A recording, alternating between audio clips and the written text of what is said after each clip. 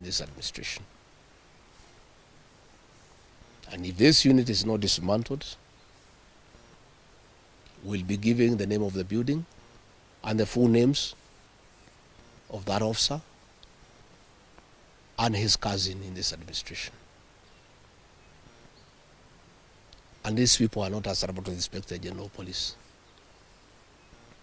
Your guess is as good as mine as to who is the commander of that unit. Let me emphasize that killing our children will not quell the anger of the Kenyan people. People are very angry with this administration. Abducting young people is not a solution. You must address the cause of the disquiet, of the discontent. Why are people aggrieved with this administration? That must be dealt with.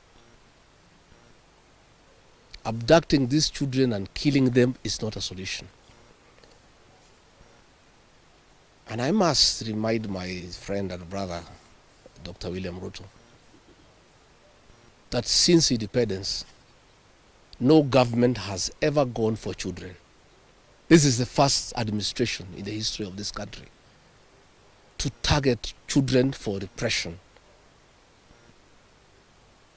and persecution. Even the colonial administration, brutal as it was, it never went for the children. And the question the president must address is simple. Why has everybody turned against you and the administration in only 2 years? That is what you need to interrogate instead of persecuting these children.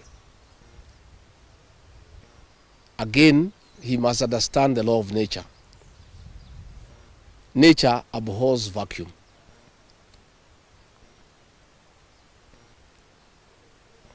When you swallow the opposition and there is nobody to hold you to account, when you capture parliament and other institutions of oversight, since nature abhors vacuum, other formations will emerge to oversight you and hold you to account. And that is how the church has come up to hold the government to account. And that is how these young Kenyans have come out to hold the government to account. In the unfortunate event that these children were to be muzzled and silenced through death and abductions and other extrajudicial methods of silencing dissent, some new formations will also come up to hold the government in check because nature abhors vacuum. So the amount of repression that is going on in the country is unparalleled, it is unprecedented, and it needs to come to an end. I have just learned we have a prayer meeting in Shamata Ward in Nyandarua tomorrow. We have a farm. The residents of that ward normally meets once in a year for prayers to close the year. We have prayers tomorrow.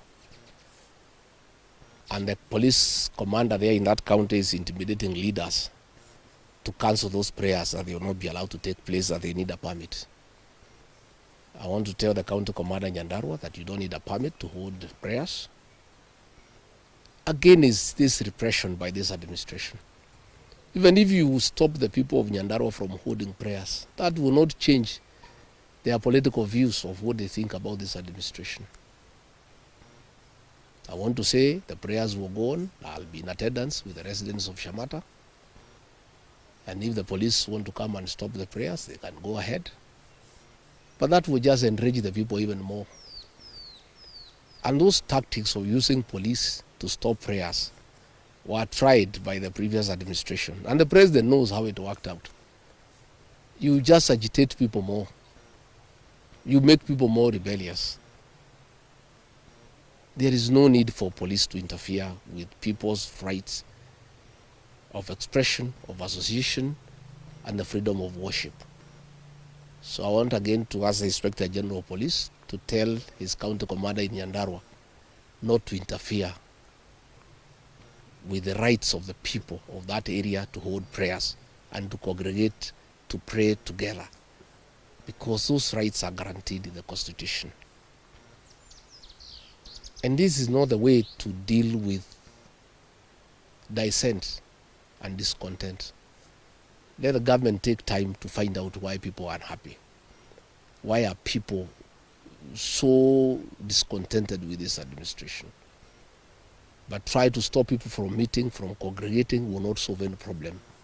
It will just magnify an already bad situation.